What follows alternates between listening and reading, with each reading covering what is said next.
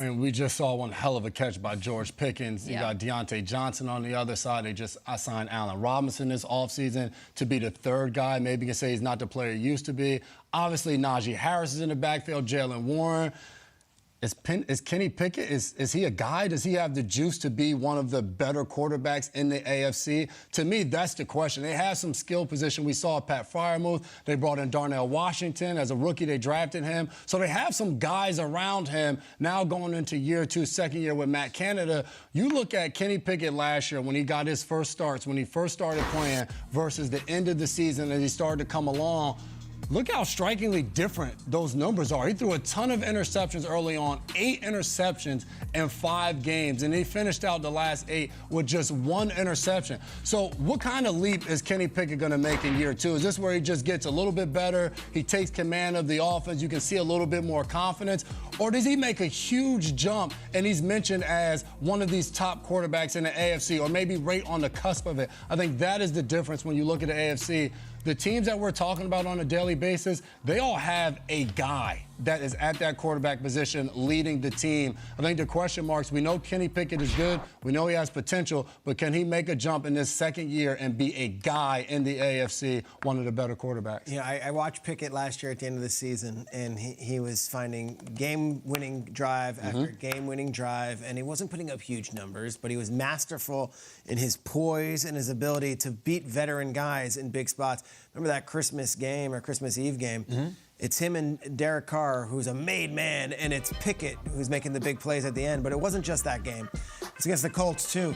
He was masterful in this one and finds a way to get the win for the Steelers. Remember, you look at Pickett's last 4 games that I think he started. Let's take a look at this screen here. I asked the researchers. And That's it. 5 games. Last 5 games he started, they were 5-0. He only threw 4 touchdowns. It wasn't like he went 16 touchdowns here.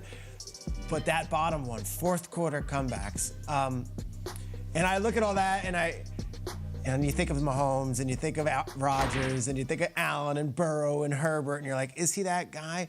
And all I can think of is shame on the rest of the NFL. Go on. What do you mean shame on it? They let Kenny Pickett slipped to 20th overall to the Pittsburgh. There was a window where the Steelers could have been bad and could have had a weird transition and had to bounce from veteran quarterback and reclamation. They had the 20th pick in the draft last year, and I think they got a franchise guy. He got married this offseason. He has the pure number 1 status in that room. He's not fighting Trubisky for that gig. I think that they have a dude. Can they put up those huge numbers? Well, we'll see. We'll see what Matt Canada's offense looks like, what it is. But, the most important thing is having a guy. And I think if you're looking at December and January, they have a guy. And that's a lot more than a lot of teams in this league can say. And I remember after they drafted him the next morning, Coach Tomlin was on the network, and he's like, yeah, he's going to be the man. Day one, we're going for him. We love it. I think he was actually a little surprised that they got him, to your point. 19 teams passed on him. I know. Yeah. And then nobody wanted a quarterback that year, and then finally the Steelers I guess we'll take it. We'll take this Pittsburgh dude. We love it. I think that they're the most slept-on team in the NFL. And let me give you a comparison. For some reason, and I like this too, the Lions are playing the opening game against the Chiefs. They got picked, and they are just this darling right now, and it's a really fun time to be a Lions fan, and I'm here for it too. The Steelers had the same record as the Lions. They got that record with a rookie quarterback and without their best player for most of the year in T.J. Watt.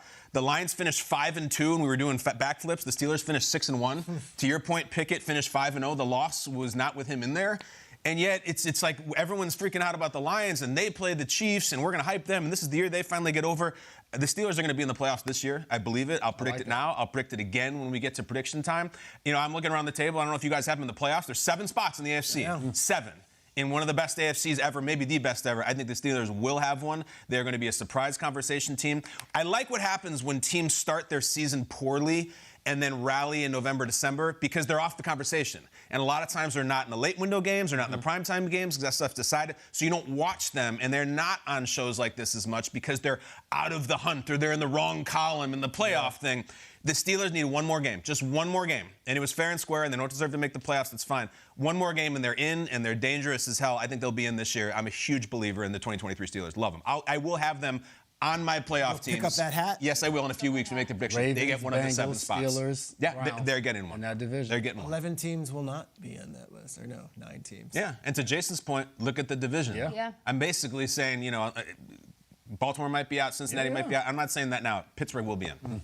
That comeback, one of Kenny Pickett's comebacks was that it was like week 16, December 22nd Raiders game. Remember the weather was terrible. Franco Harris had just passed, and they were going to have the ceremony for him, and that a lot of people turned. I remember I was constructing like a Christmas cottage for my daughter. It was like an 11:30 p.m. I remember. Christmas That's Eve. true. And I was like, this is a great game. Look at Pickett go. But a great quarterback needs somebody to pace him as well, I think, and I think that's what Najee Harris has to do. I think Najee Harris will be the best running back in this division this year, and I know he's going up against Nick Chubb. I know he's going up against Joe Mixon, but if he comes into his third season, and if he does as well as he finished the season great, just as Kenny Pickett did, that bottom line there, we're all looking at Kenny Pickett's last 5, 6, whatever. I'm looking at the last 8, where he went 6-2, but Najee Harris also was right up there with the top. As Kenny Pickett played better, Najee Harris got better. He hasn't missed a game in his 2 years in the NFL. He's played all 34. He's got the most touches in the NFL over the last 2 seasons, which is kind of surprising, again, because we just weren't talking about it because the rest of the offense at times last year was wonky. It should be allowed that there should be a feeling out process. Mike Tomlin's a great coach. He had to figure out how this new offense was going to work together. It is dangerous that the last 8 games for the Steelers were starting to click for them. Najee Harris is about to hit XXYYBBA, and he's going to jump over everyone, perhaps in the division. I for sure think the Steelers are coming in hot to start this season, but I think a lot of it has to do with as long as Najee Harris continues to be him, pace Kenny Pickett and the way he's playing, make sure it doesn't all fall on his shoulders, and I think the Steelers will be great. Well, I hear you talking about it. I was going into his 3rd year, and they're this. I'm like, oh, man, the contract stuff with Najee's going to be tough. Najee. It was a part of that. Yeah, because he knows, like, this is the year, and they're going to run me into the ground, and what am I going to do? I'm already sympathizing with Najee. Can I ask you something back to the original? Could you see the clip again of George Pickens' crazy catch? Yeah. I want to ask Jason, because there's obviously the dynamic between him and the defensive back, but Pickens also did a really good article with Kevin Clark from The Ringer, and he was super vocal about him and his abilities and how he could. This guy's a talker. He's self-confident. He's a 2nd-round pick who thinks he should have gone earlier. Yeah, sure. Every team kind of needs that, right? What is that energy? What does that bring to this suddenly young Steelers offense? It's huge. They're in pads. You can see that. This is early on. Right these last few days are the first days that teams are in pads. You need that energy. The article you're talking about, I think he talks about corners being overthinkers, and he loves to go against those guys. And he actually names Xavier Howard and Jalen Ramsey as cornerbacks that are overthinkers that he would love to go against. Overthinkers. Yeah, overthinkers. And they were talking about how he pushes guys down at the line of scrimmage. Yeah. If I'm a teammate, I absolutely love that. As a receiver, the confidence, the ability to say, you know what, I'm going to go out there, I'm going to put up. It doesn't matter who's on the other side of me. That's how he plays. As a guy in the locker room, you just want guys to be themselves. If you're a corporate guy, you're buttoned up, that's just the way you are, and that's who you are. Kirk Cousins. Be that. Be authentic. For George Pickens, if I'm a guy that I love to talk trash and I go out there and I back it up every single day, I love that energy too. Give me the play again. Can we see the play one more time? Jason, I want to get big on you with this. Yeah. All right, you're a defensive back on the Steelers. You're standing on the sideline.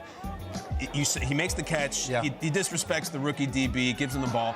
What are you doing as a leader? What happens next after the DB is really kind of emasculated like this? Pat Peterson's on this sideline somewhere, and I'm pretty sure those next few reps, like you're on the sideline, you're yelling at your guys, the other DBs, like, all right, this is what they want to do. Let's go out there and let's give them hell. The next one may be a quick jam where you go up there and you just lunge at the wide receiver. To hell with it. You tell the safety back there, hey, protect me, I'm going in. Is it just at Pickens or any wide receiver? Any wide receiver. Everybody's up for grabs when something like this happens. Because to your point, Joey Porter's a rookie.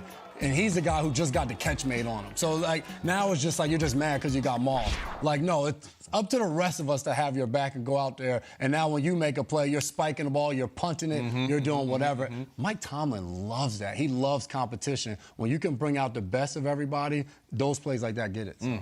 Is there not a fine line, though, with George Pickens and, like, it's only so many, like, shoving at the line of scrimmage and you get a flag called on you before your production starts to, like, people are like, all right, we get it. As long as you're not doing anything that hurts the team. So, like, when he shoves a guy at the line of scrimmage, it's fair. It's a legal play. I'm blocking you. I can push you. And as a DB, the plays of Pickens doing that, like, I'm covering you. I could care less if you push me on a running play. But even the trash talk, like, he can't do that in the game. As long as he understands that this is training camp, this is practice, I don't think he's shoving a ball in a guy's face in a game. If you're But in Porter practice, Jr., don't you have to demand to take the next Give it rep to me. against one-on-ones, you get up there for You got it. one-on-ones. The next one, George, Yeah, come on. get up. Me and you, again, let's go. Run that back. Yeah, no doubt about it. So good. No doubt about it.